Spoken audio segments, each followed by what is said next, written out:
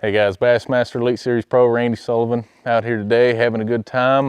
This is my version of quarantining myself out here fishing, so I'm enjoying it, having a little fun, doing some dock skipping. We just had a lot of rain recently. It kind of cooled the water off and it brought it up.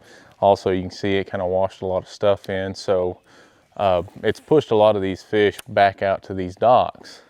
And so what I'm doing is kind of flipping and pitching around them. I'm actually using a chatterbait right now to get up and in there and give them kind of a reaction bait. But my setup for that, this is a Sixgill scythe. It's a 7-foot medium heavy. It's got a fast tip. Fast tip is very important for being able to skip and control your bait. Sliding it up under these docks, you don't want too long of a rod. If you have too long of a rod, it's just going to make things difficult for you, and you don't need that extra length to be able to pull the fish out, generally speaking. You don't want a bait that's too heavy. This is a 3/8 ounce chatterbait. Like I said, it's not that heavy of a bait, and it's pretty good skipping bait, and really work on just sliding that thing back up in there. And you want to get it as far as you can and bring it out to the outside edges, you know, depending on where the fish are sitting. But it's one of my favorite ways to fish. If you get really good at it, you can catch fish that nobody else can really get to.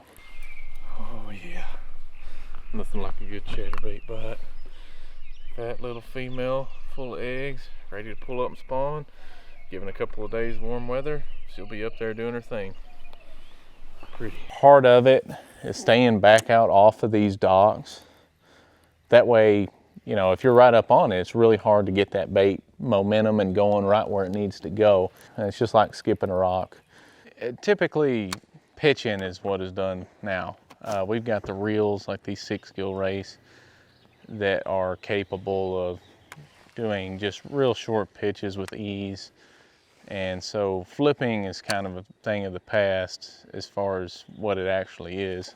See, flipping is done just like this. That's traditional flipping. If you want to learn how to do either one, flipping, you can get up near a shallow water lake that you're going to be doing this a lot. And then it's just as simple as using your wrist to swing that out there along with the line. Taking it back, swinging it out there. Versus pitching, you know, most people, what you'll do is you'll grab the bait and then use your wrist to flick it out there.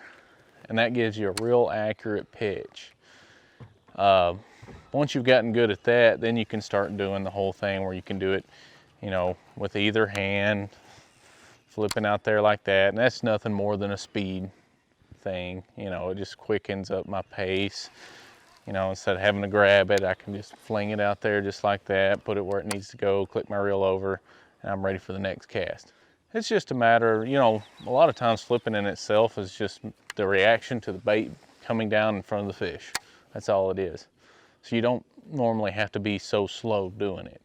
Put the bait down there, you know, bump it a couple of times, reel it in, and go on to the next little spot.